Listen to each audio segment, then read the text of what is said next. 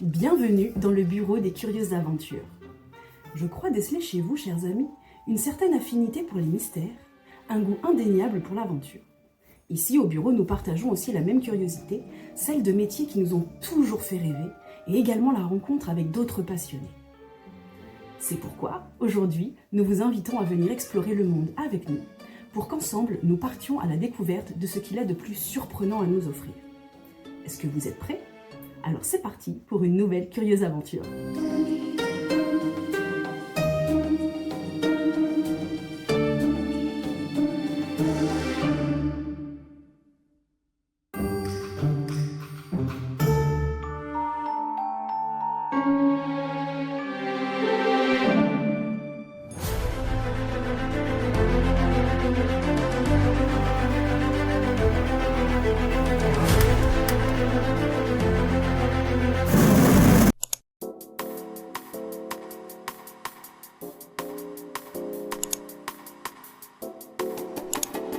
Bonjour Valérie, Bonjour Ophélie. merci de me recevoir aujourd'hui et notre public de curieux et de curieuses. Alors, première question, quelle est l'activité que tu vas nous présenter aujourd'hui? Je vais vous présenter l'activité montgolfière Oh, à air chaud que tu as pu expérimenter. oui, vous le verrez dans la vidéo, tu fais de la montgolfière depuis combien de temps? Eh bien, c'est assez récent, sachant qu'à la base, j'avais le vertige. Donc, je m'étais fermé les portes de l'air.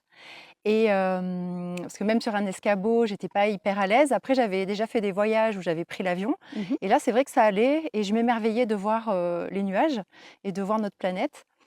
Du ciel, mais je me disais que c'était pas pour moi, tout ce qui était activité, aéronautique. Et puis, en 2018, j'ai eu la chance, d'aller à Helle-et-Volcans, Cervolix, à Issoire et je sais pas ce qui m'a pris, j'ai proposé à un ami de faire un vol en montgolfière. Donc le vol du soir a été annulé, il y avait trop de vent, donc j'ai découvert un petit peu les pilotes, la nacelle, le fait qu'il faut un 4x4 avec une remorque pour mettre, la montgolfière à l'intérieur. Et puis ils nous ont donné rendez-vous, le lendemain matin, je crois que c'était, 4h30 du matin. Donc j'ai aussi découvert, que cette activité se pratiquait très tôt le matin ou très tard le soir. Et eh bien, j'ai été vraiment, surprise parce que, bah, déjà, il y a pas de vertige en montgolfière. On peut ressentir une peur du vide, mais finalement, le vertige, c'est plutôt physiologique, viscéral, alors que, la peur du vide, c'est plutôt, mental, en fait. Donc ça peut se gérer. Ok. Et dès le début, on a fait du radada, donc ça veut dire qu'on va, on avait rasé un champ de blé et puis après, on s'est envolé vraiment super haut et où on a vu tout l'aérodrome d'Issoire. Mhm. Et là, j'étais accrochée un petit peu après la canne de la montgolfière. Et puis au bout d'un moment, je me suis juste émerveillée de découvrir le paysage, de découvrir l'inertie de la montgolfière qui est juste portée par le vent. Donc malgré le son du brûleur, on a un silence qui est Oui, assez merveilleux. Je ne sais pas si tu l'as ressenti toi aussi. oui, totalement.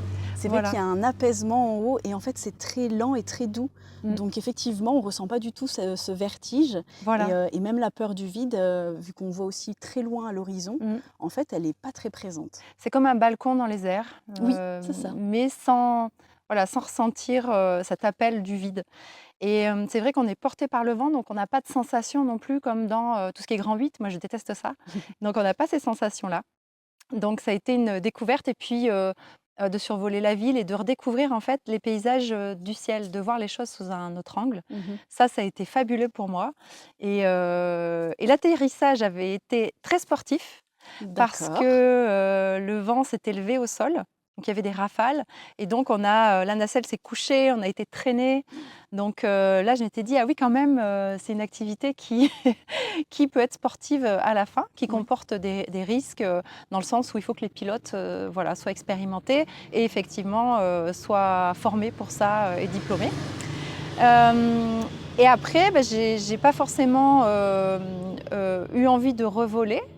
Par contre, 2 ans plus tard, j'ai un ami qui me dit: «Valérie, j'ai le vertige, je dois faire un vol en montgolfière pour prendre des photos.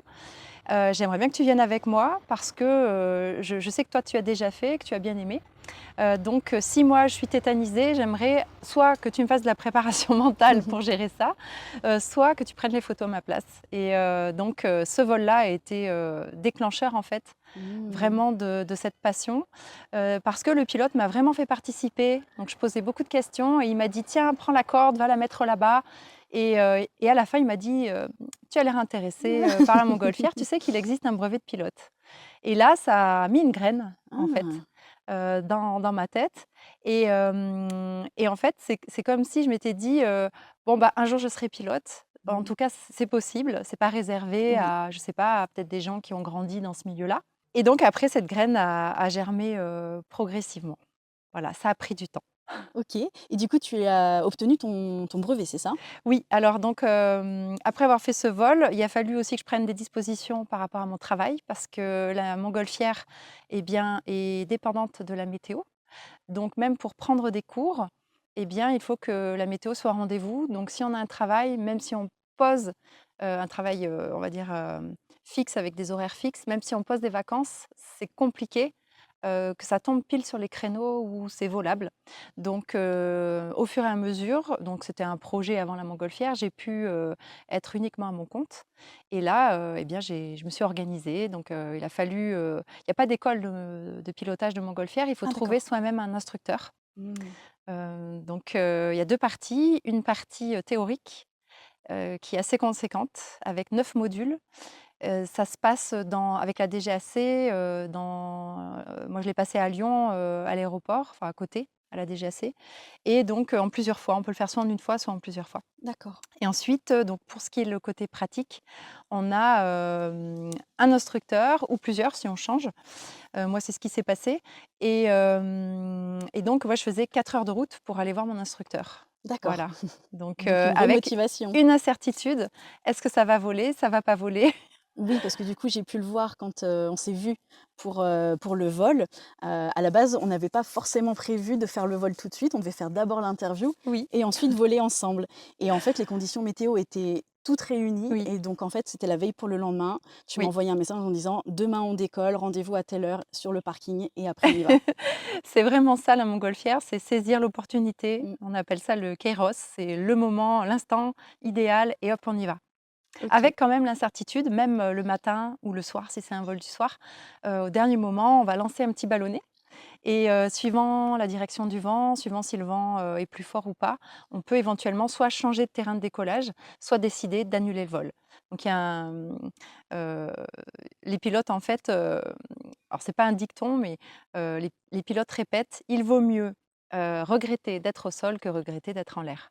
Donc c'est oui, important de j'imagine bien.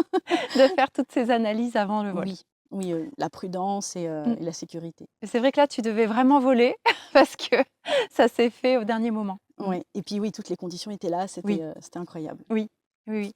OK, et donc tu disais tout à l'heure que, cet ami que tu avais emmené, pour faire les photos en l'air, du coup, il t'avait demandé de la préparation mentale. Est-ce que tu peux nous en parler plus? Oui, Quelles sont tes donc autres activités?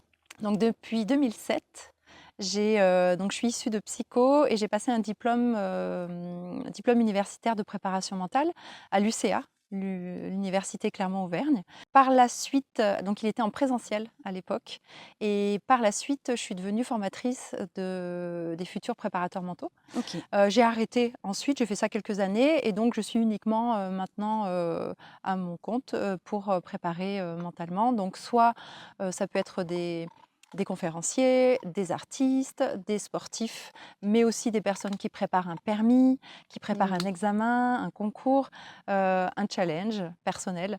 Parce que c'est vrai que, finalement la gestion du stress, des émotions, la préparation, elle est vraiment mentale. oui, C'est ce qui fait, je dirais 99 de la réussite de l'événement. De réussir à se sentir bien le jour J et d'être au top de ce qu'on peut faire. oui, de Mmh. pas se sentir bloqué, de Oui, regretter ensuite: «Ah bah mince, j'étais pas à 100 ou c'était pas moi, j'ai pas donné ce que j'aurais pu». Mmh, exactement, exactement. Et j'accompagne aussi en bilan de compétences. OK, Donc c'est, une activité parallèle, mais qui est transversale et qui est vraiment en lien avec le reste. J'ai beaucoup de personnes qui, sont un peu en crise de sens et qui cherchent, une nouvelle orientation. d'accord. Donc on va dire que c'est vraiment, comment, être heureux finalement. Si je devais vraiment résumer ce que je propose, aux personnes que j'accompagne. Super. Mmh. Et tout à l'heure, pardon, tu parlais de montgolfière à air chaud. Oui. Du coup, est-ce qu'il y a différents types de montgolfières? Enfin, comment ça se passe? Est-ce que tu peux nous raconter un petit peu et nous expliquer un petit peu cet univers de la montgolfière que Oui. je ne connais absolument pas? Alors il y a quelques années, je n'y connaissais non plus rien du tout. Donc on a, les montgolfières à air chaud, donc c'est celle que je pilote. Donc c'est, une montgolfière où en fait donc déjà pour le gonflage, tu l'as vécu, on va, insuffler avec un ventilateur de l'air, dans la montgolfière pour déjà ouvrir la bouche du ballon Mmh. et qu'il commence à prendre une jolie forme.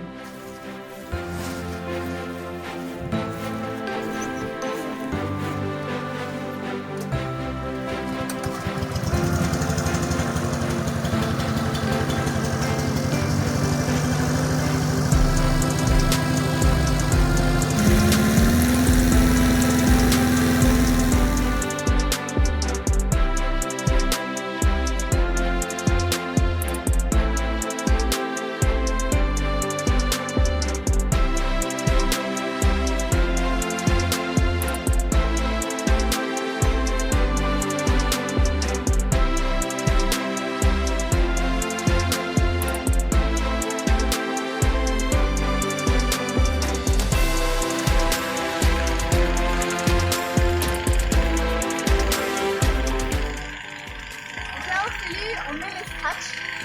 Regarde. Donc ça s'appelle une soupape. Et donc on va mettre des scratchs pour la maintenir pendant le gonflage. Et après, on fera un essai soupape pour enlever les scratchs. Et ensuite, ils se recolleront. Alors, ça ne se recollera pas. La soupape se recollera sans les scratchs avec la pression de l'air chaud.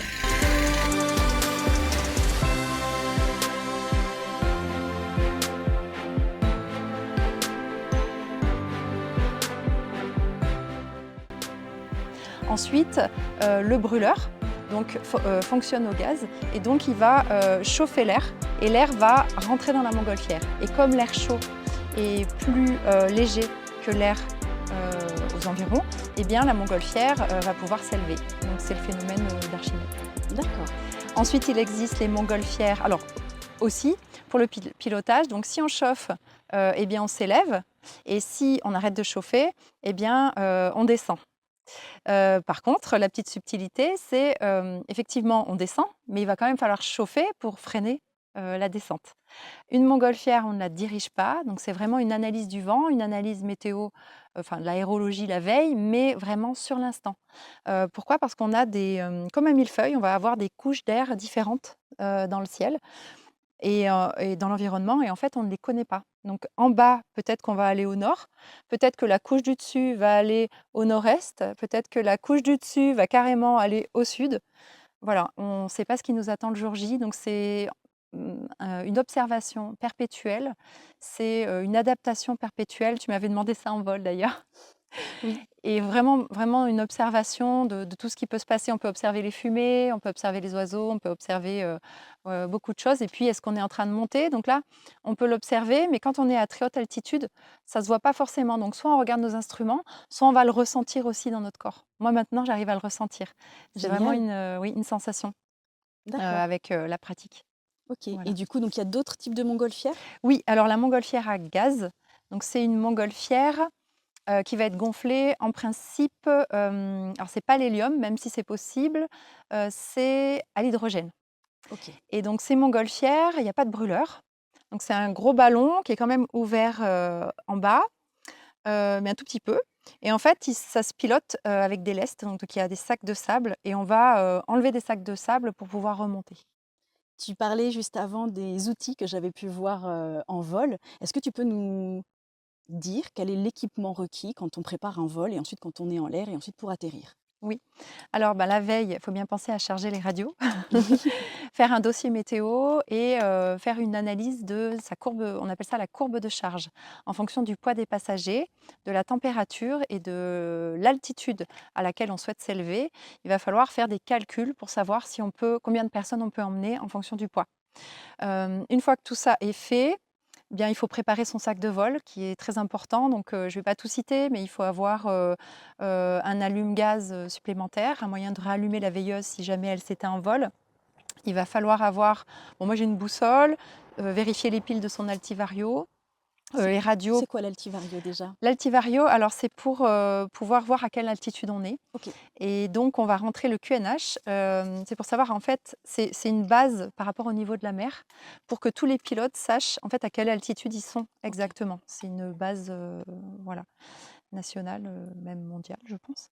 Et l'Altivario, alors certains ont aussi la vitesse de déplacement. Moi, je ne l'ai pas sur le mien.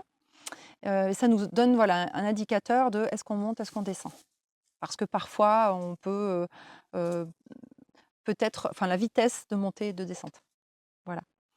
Ensuite, qu'est-ce que j'ai comme instrument? Bah, la radio aéronautique. Ça, c'est une radio pour en fait entendre les autres pilotes, voire même si par exemple j'ai besoin de joindre la tour de contrôle de Clermont-Ferrand, de l'aéroport, pourquoi pas. Sachant qu'il y a des espaces aériens, donc ça fait partie de la théorie. Donc on ne peut pas voler partout avec les mêmes conditions. Parfois, il faut un transpondeur. Nous, on n'a pas besoin ici. Il n'y a pas de déclaration de vol, mais c'est vrai qu'il faut quand même vérifier. Il y a des zones interdites, des zones de survol à une certaine altitude, donc il faut avoir une connaissance de tout ça. Donc lorsqu'on vole dans un lieu qu'on ne connaît pas, voilà, il va falloir réétudier les cartes. Il faut aussi vérifier qu'il n'y a pas de choses spécifiques. Par exemple, il peut y avoir une opération militaire.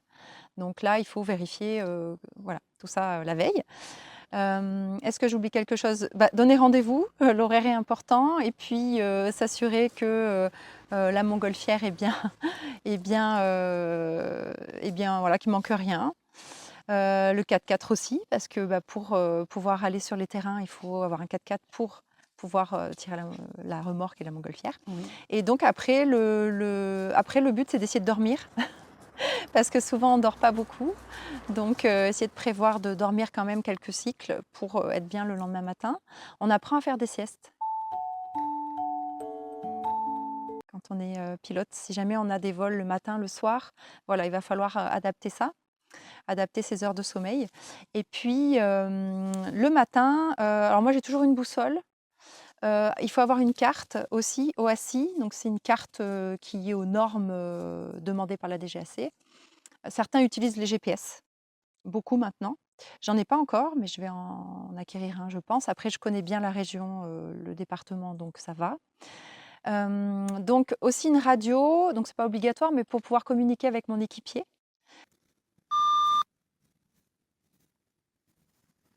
Cédric pour un essai radio. Reçu. On appelle ça un retrouveur. Donc, comme on ne sait pas où on va atterrir, eh bien, il va falloir qu'il nous suive. Donc, de temps en temps, je lui demande où il en est, je lui dis quelle est mon intention. Effectivement, si j'ai l'intention d'atterrir pour qu'il puisse se préparer. Oui, parce que comme tu le disais juste avant, c'est le vent qui porte la Exactement. montgolfière. Donc en fait, on sait à quelle hauteur à peu près on peut être. On peut Oui. aller plus haut ou plus bas, ça on peut le maîtriser à peu près. Oui. Mais par contre, on ne peut pas aller à gauche, à droite. Ça, c'est le vent qui nous porte. Voilà. Donc, on peut, en fonction des différentes couches de vent, se dire, ah ben là, si je descends de 100 mètres, ça va plutôt par là. Donc, soit on monte, et là, on va tenir un palier pour D'accord. essayer, voilà, si on est pile dans la bonne direction, on essaie de pas trop faire varier l'altitude et de rester dans cette couche d'air. Et tu me demandais qu'est-ce qu'il existait comme montgolfière. Il y a aussi les montgolfières, on appelle ça des rosières.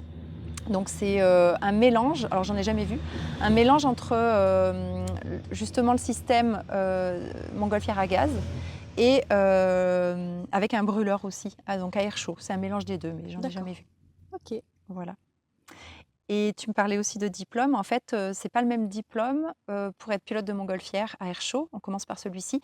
Il y a une qualification spécifique, Ok. une formation supplémentaire pour être pilote de ballon à gaz. D'accord. Donc oui, il y Voilà. a comme le niveau 1 en fait où on peut faire de la montgolfière à air chaud et ensuite on peut Voilà, c'est autre chose. aller sur d'autres modèles de montgolfière. Voilà, c'est ça.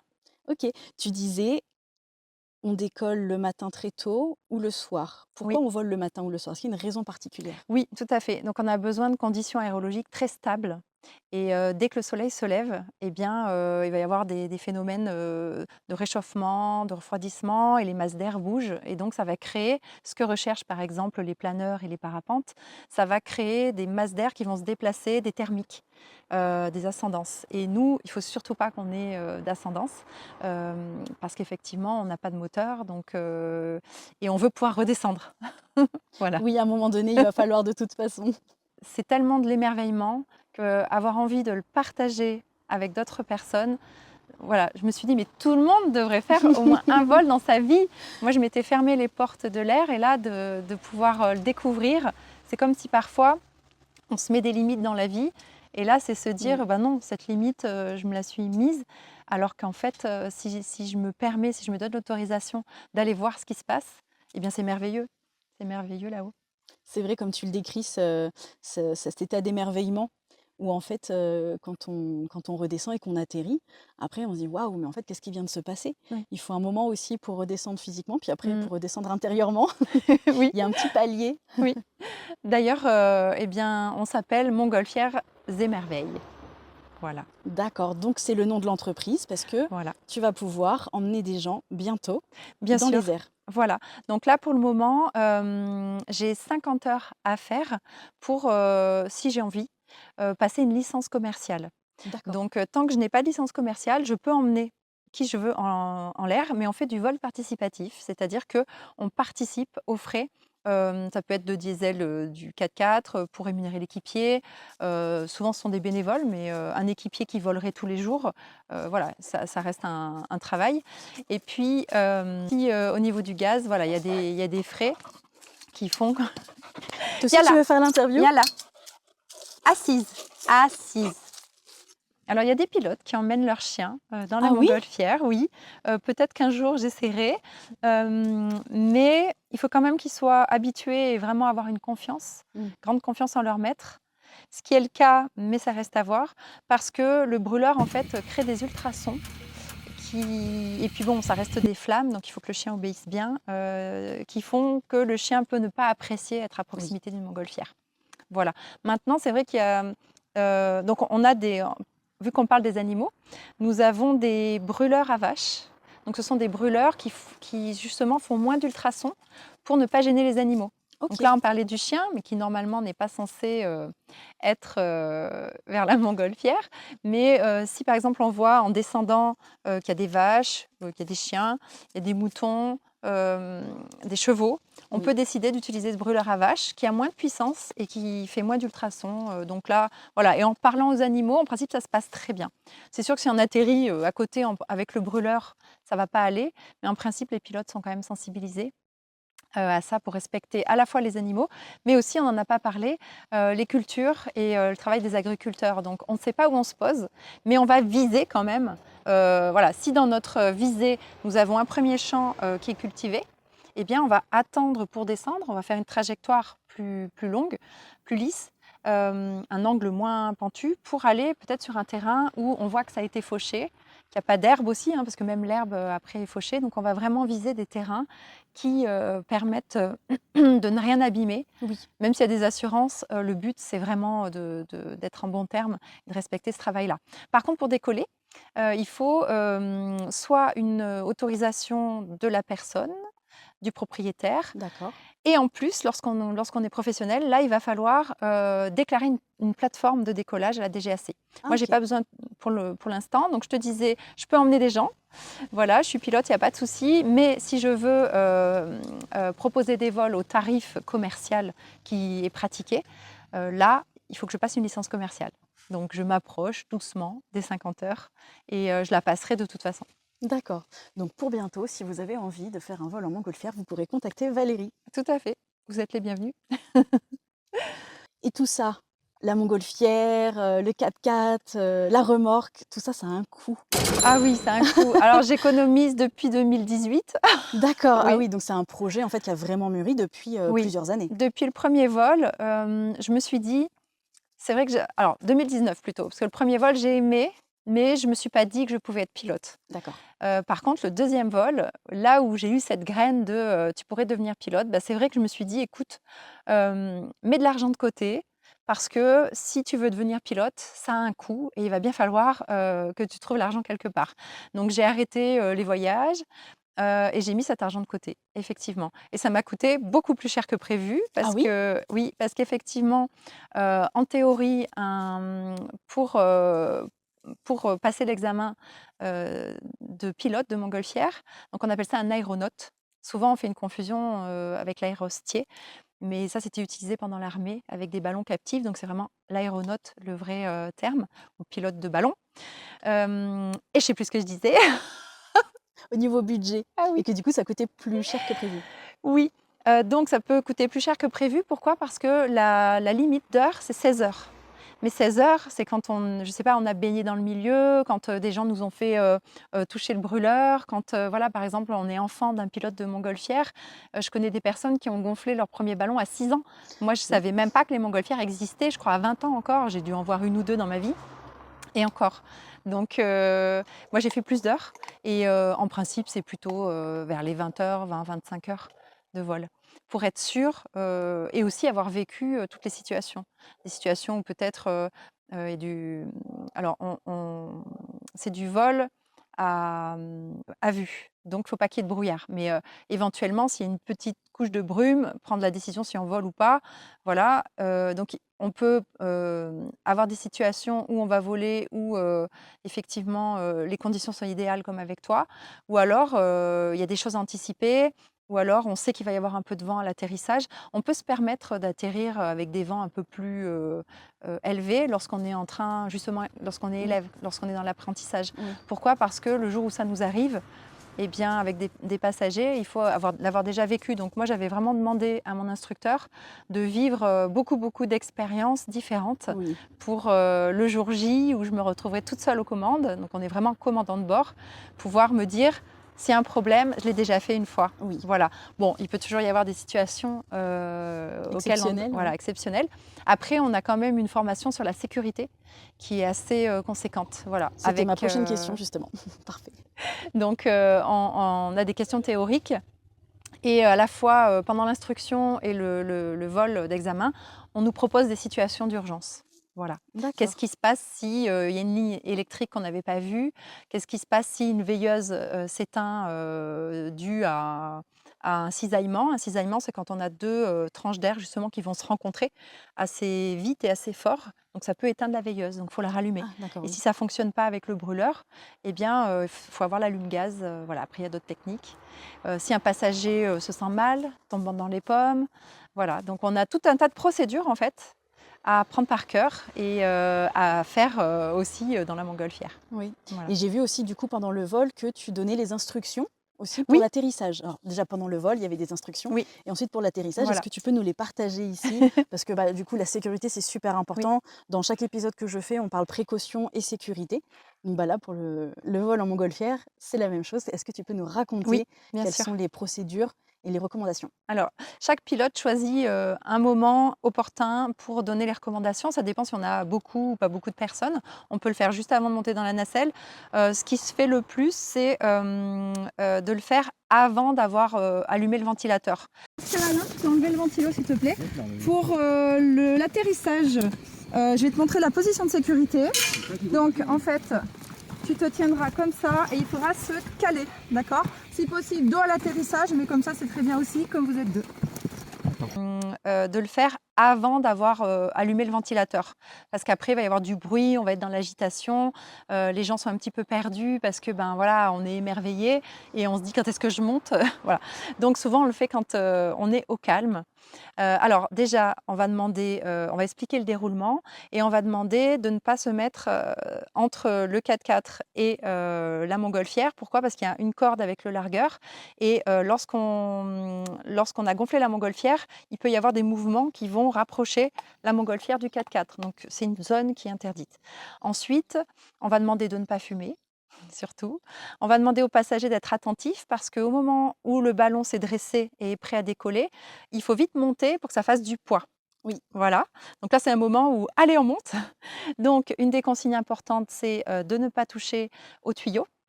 d'arrivée de gaz. Oui. Voilà, très important. De ne pas toucher aux cordes. Notamment, il y a une corde qui permet de tirer sur la soupape. Donc, si quelqu'un tire dessus, l'air chaud s'en va et ben voilà, ça peut poser des gros soucis. Oui. Ensuite, après, il y a d'autres systèmes qui existent qui peuvent être encore plus embêtants.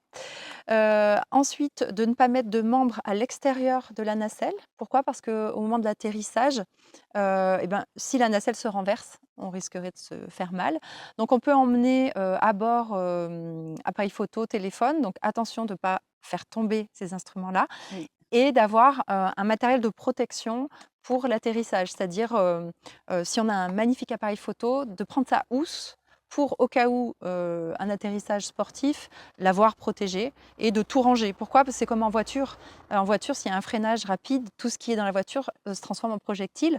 Là, c'est Oui. pareil dans une nacelle. Si jamais on atterrit un peu fort et qu'on est traîné, voilà, on peut avoir des mouvements des objets, ou alors si, je ne sais pas, une bouteille d'eau est par terre, marcher dessus et se tordre la cheville. Et donc aussi une consigne, c'est de ne pas se relever tant que le pilote n'en a pas donné l'ordre, donné l'autorisation, et aussi de ne pas descendre de la nacelle tant qu'il ne, voilà, le pilote n'a pas donné l'autorisation. Donc tout ça, c'est vraiment pour que tout se passe bien, que tout soit en sécurité. On le répète à chaque fois. Et c'est vrai que sous l'effet de l'émerveillement, ou certaines personnes aussi un peu de l'appréhension, quand c'est un premier vol, peuvent parfois aussi avoir des comportements un petit peu dangereux. Donc, par exemple, quelqu'un qui se penche pour l'atterrissage, ben non, surtout pas. Voilà. Donc après, c'est aussi à nous, pilotes, de les rassurer. Pourquoi? Parce que tout est prévu pour que tout se passe bien. Donc on est aussi là pour leur, par exemple, leur donner l'altitude, leur faire un peu de guide touristique, d'expliquer le nom des villages, d'expliquer l'altitude, ce qu'on peut voir au loin. Il nous arrive ici de voir le Mont Blanc. Oui, D'accord. carrément, quand Ah oui. l'atmosphère est claire. Et puis voilà, tout se passe bien et c'est vraiment le but. Le but, c'est que chaque passager puisse profiter de son vol au mieux, Mmh. sans avoir besoin de se demander qu'est-ce qui va se passer. Voilà, on explique tout et après on a l'esprit libre pour Oui. justement pouvoir en profiter. Le pilote, lui, non. Il est tout le temps en train de réfléchir, Bah oui. d'observer, de regarder ses instruments, de se poser la question du timing. Donc en principe, on vole 1 heure, soit un quart d'heure de plus, un quart d'heure de moins. Et toujours se dire, ben, là-bas, je peux aller me poser. Ici, si je descends, je vais plutôt par là-bas, je ne peux pas me poser. Il vaut mieux descendre un peu plus tôt. Où est-ce qu'il y a une ligne électrique? Oui, il analyse tout et tout le temps, en Tout le temps, fait. voilà, c'est ça. Et certains pilotes demandent pour l'atterrissage que les passagers ne posent plus de questions. Et voilà, expliquent Pour se qu'ils vont être dans concentrer. leur bulle, vont être Mmh. concentrés. Moi, c'est ce que je fais un peu naturellement. Je crois que si tu m'avais posé des questions, j'aurais pas pu te répondre parce que Oui, j'étais focus vraiment très concentré, très, oui. très Ce qui est concentrée. Oui, normal. oui, Et oui, il oui. vaut mieux d'ailleurs. Ah oui, c'est Ça m'a clair. plutôt rassurée. Oui, c'est clair. Et tu parlais de passagers, du coup, on peut aller jusqu'à combien de passagers maximum? Est-ce qu'il y a différentes tailles, du coup, de montgolfières, j'imagine? Tout à fait. Et là, on a une histoire de, mince, je sais plus, de groupe. Voilà, de groupe. Je ne sais plus si c'était les groupes ou les classes. Donc, ce sont des groupes. Donc, on a le premier groupe. Donc, moi, je suis dans une montgolfière qui fait 2600 mètres cubes, avec une petite nacelle où je peux emmener, en fonction du poids, on peut être 3, voire 4, mais c'est plutôt 3. Et puis après, en fonction du nombre d'heures, on va pouvoir passer au groupe suivant, donc passer au groupe B, au groupe C, au groupe D. Et là, on va avoir des volumes de montgolfières, donc d'enveloppes qui vont être plus grands Mmh. en mètres cubes. Et donc, on va pouvoir soulever plus de poids, donc avoir des nacelles aussi plus grandes. Oui. Et en fonction donc, de la grosseur de la montgolfière, on peut emmener 6 personnes, 12 personnes. Je crois que la plus grande, c'était dans les 30. Ah oui, 34 personnes, mais là, voilà, c'est énorme. c'est pas quelque chose qui m'attire. Je veux vraiment pouvoir me garder, en fait, la proximité avec les passagers, de pouvoir m'adresser à tout le monde, répondre à toutes les questions et voir aussi les yeux qui brillent, Oui. lorsqu'on est en vol. Cette proximité, je pense qu'elle est importante. Je me vois pas faire du transport, on va dire, Oui. d'un point à un autre, juste ou faire l'ascenseur. Voilà. Je pense que 6 personnes, avec le pilote, ça fait 7, ce sera le maximum Mmh. que j'aimerais piloter. Quel a Super. été ton moment le plus incroyable que tu as préféré dans tout ce que tu as pu expérimenter avec la montgolfière jusqu'à aujourd'hui? Mmh. Alors il y en a un qui m'a vraiment marqué, c'est d'avoir des nuages juste à côté. Donc là, des nuages qui n'étaient pas forcément formés ou qui étaient un peu plus loin. Et là, d'un coup, on tourne la tête et là, on voit un immense nuage et on est juste à côté et on a l'impression de pouvoir le toucher. Waouh. Voilà, on a vraiment, ça me fait des frissons, on a vraiment tous les sens qui peuvent s'éveiller en montgolfière.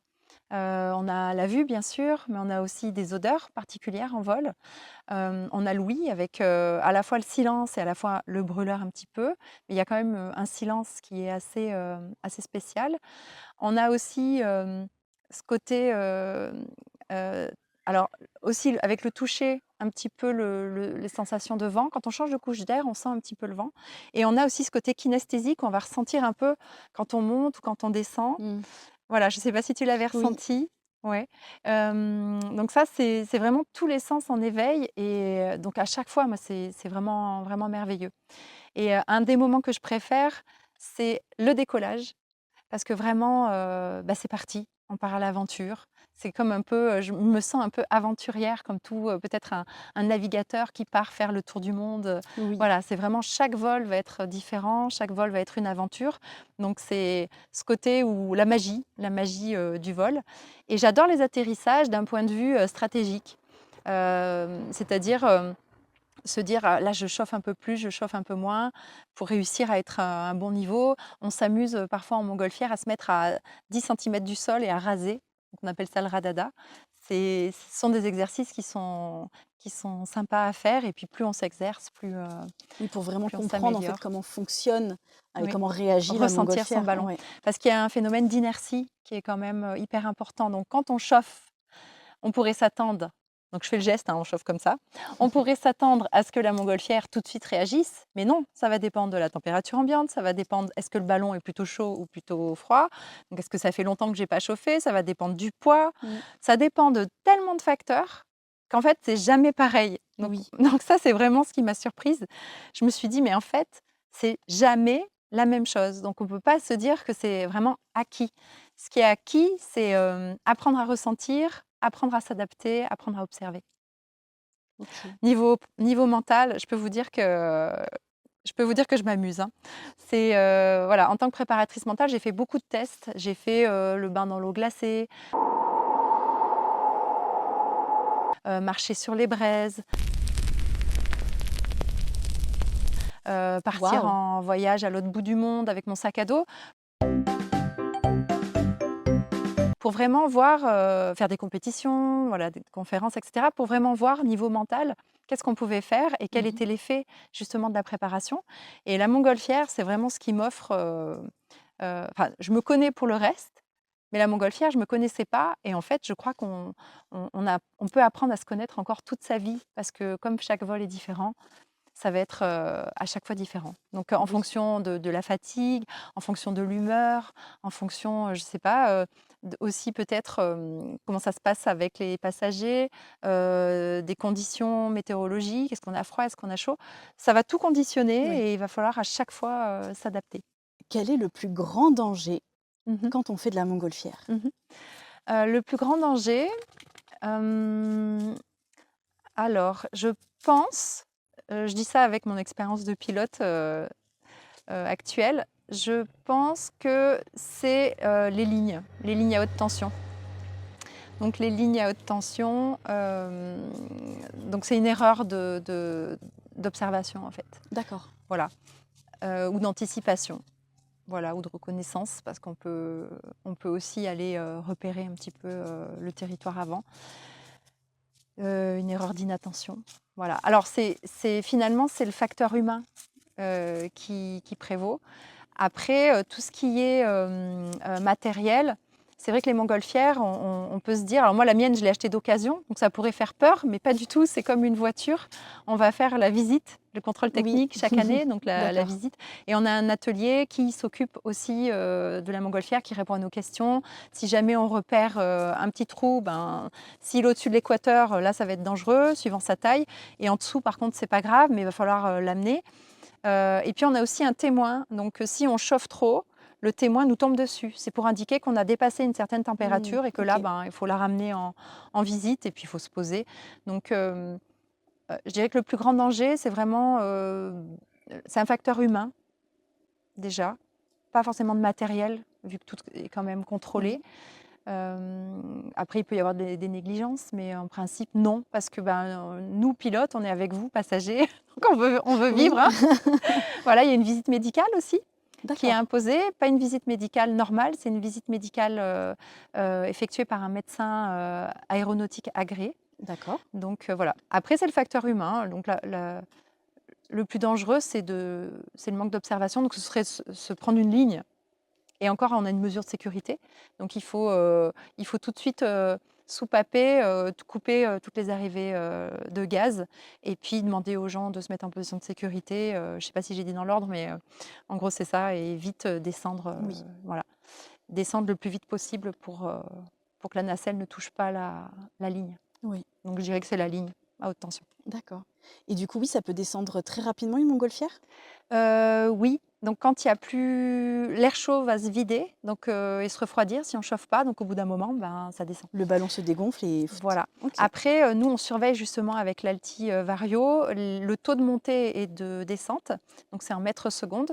On vérifie ça parce que chaque ballon va avoir un cahier technique et chaque ballon a un taux à respecter de montée et de descente. Donc, il ne faut pas monter trop vite non plus et descendre trop vite si on veut que le ballon puisse durer longtemps. Alors après, il y a les ballons de compétition qui n'ont pas tout à fait les mêmes formes et qui, eux, ont des performances, des taux de montée et de descente qui sont un peu plus élevés. Pour faire un peu plus sportif, quoi. Voilà, c'est ça. Pour pouvoir descendre plus vite sur la cible. Donc, c'est intéressant, les compétitions en montgolfière. En fait, donc il y a plein d'épreuves qui peuvent être soit en vol, soit au sol, avec des grandes croix dans des champs et il faut jeter Oh, wow. je sais plus, un témoin en fait sur la cible et être le plus proche possible. Ok. Voilà. Et après des choses en vol, par exemple faire un donut ou alors suivre une montgolfière, donc il fait le renard. Il y a plein d'épreuves très très marrantes en fait. C'est assez fun. J'ai eu la chance d'être équipière. On parlait de l'équipier tout à l'heure, Oui. qui a un rôle très important. Donc, à la fois, il retrouve la montgolfière, mais quand il est là, avant que la montgolfière atterrisse, il peut aussi permettre la stabilisation de la nacelle. Et éventuellement, on peut jeter aussi une sangle de manœuvre que l'équipier va attraper pour rattraper la montgolfière et Oui. nous aider à freiner. Oui. Ça peut, Pour éviter que ça bascule aussi éventuellement. voilà, c'est ça. Bon, on ne le fait pas souvent. Et donc, en compétition, on va apprendre à voler dans des conditions beaucoup plus difficiles. Voilà. D'accord, ok. Et donc, j'ai fait équipière pour mon instructeur à Péronne en 2024 pour les championnats de France. C'était Oh, vraiment un honneur de pouvoir faire ça, parce que même en tant qu'équipier, en fait, on apprend. Moi, avant de me lancer dans le brevet, je me suis dit: «Tiens, ça serait bien que j'aille voir comment est-ce qu'on devient équipier?» Et donc j'ai été sur les terrains pour voir quelle était la mission de l'équipier et on voit le pilote qui prend des décisions de terrain de décollage, on voit le montage, le démontage, c'est super important de la montgolfière. Et en compétition, c'est encore plus intéressant parce qu'on voit l'analyse météo du météorologue le matin, il y a un briefing aussi pour les vols du soir. On va sur le terrain, il y a des briefings de nouveau. On peut être amené à aller vérifier avec des ballonnets les conditions aérologiques quand on sait que la montgolfière va arriver pour les aider à peut-être choisir une autre couche d'air. Enfin, c'est assez passionnant. Et moi, ce qui m'a surpris, c'est que ça fait appel à des compétences, mais immenses. Ça peut être tout simplement de savoir visser un truc pour tout ce qui est gaz, de savoir changer un joint, de mettre des gants, voilà, sachant que ça se visse et se dévisse pas toujours dans le même sens, savoir mettre des mousquetons.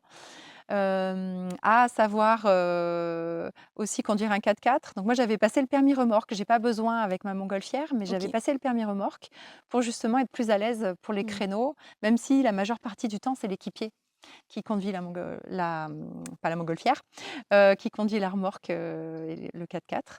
Donc le permis remorque, c'est vrai que c'est bien quand même de savoir désatteler Oui. une remorque. Donc tout ce qui est voilà, montgolfière, comment on la monte et on la démonte. Et puis après, tout ce qui est météorologie, aérologie, ça c'est vraiment un autre domaine.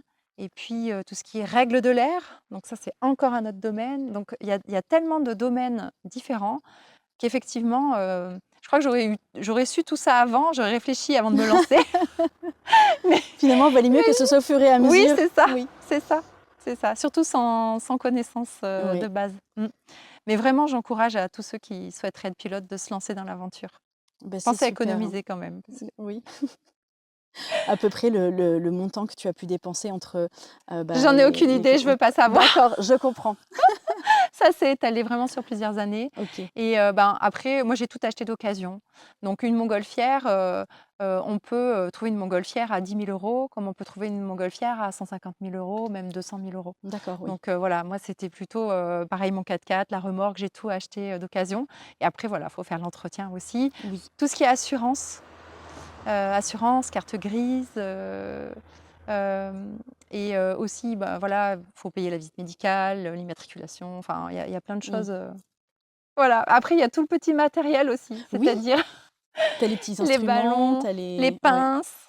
les Qu'est-ce gants, que tout j'ai? l'équipement, ouais. Ouais, j'ai une caisse carrément avec tout un équipement, un peu de survie, même pour l'équipier. Si je suis amenée à me poser dans un champ au milieu d'une forêt, eh bien l'équipier, on ne sait jamais s'il y a une branche qui lui barre la route. Eh J'ai beh, oui. prévu pour lui. J'ai essayé de tout prévoir. En fait, une mini-scie là pour pouvoir passer. Ouais. Donc, il faut des pinces, il faut l'allume-gaz, je l'avais dit tout à l'heure. Il faut beaucoup de choses pour huiler, enfin voilà. Et puis on a des gants aussi, à pas oublier Oui. lorsqu'on touche tout ce qui est gaz pour la Oui. sécurité. Donc il y a vraiment un petit matériel aussi qui est important. Et puis là, j'ai commencé aussi à proposer un petit pot après le vol, donc pour que les Petit café, thé passagers, chaud. Ouais. voilà, le temps qu'ils prennent, qu'ils redescendent Oui. justement, et bien de ce merveilleux voyage, et bien voilà, c'est un moment convivial en fait où aussi on partage, ça permet d'ancrer un peu ce qu'on vient de vivre avec Oui. des mots. Et je pense ça rentre plus en mémoire Mmh. que de plutôt bon bah salut, c'était bien, au revoir. Là, Oui, c'est un moment où on partage et où on ancre un peu plus ses souvenirs. c'est Je ça. me souviens de ton sourire et de tes yeux qui brillaient durant le vol, mais aussi après. Ah, il m'a fallu un moment pour redescendre, hein. Ouais. En fait, c'est surréaliste. Oui, C'est-à-dire que quand on est là-haut, c'est le monde s'arrête, enfin, il y a plus rien d'autre qui existe. oui. Oui. Et Même pas les petits chiens. c'est ça. Et du coup, oui, c'est vraiment ça, il faut un temps pour redescendre et la petite boisson chaude en plus parce qu'il a fait froid le matin. Mmh. Même si on est en plein été, ça n'empêche que. Oui. Donc voilà, c'était bienvenu et je pense que ce sera très apprécié de tes clients aussi. Je pense aussi. Oui. Ok, et en tout cas, je te remercie beaucoup pour Merci ce à toi. moment que tu m'as accordé et pour le vol également. Tu remercieras aussi encore tes équipiers. Oui, Et Cédric, puis, Alain. oui.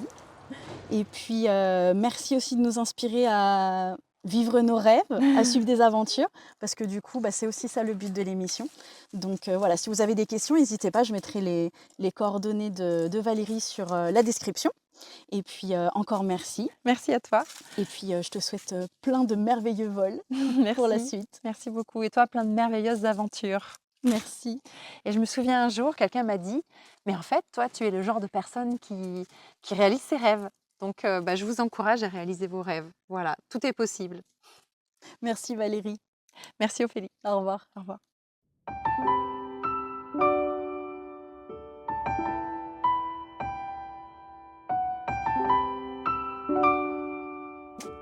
Attends, il me déconcentre.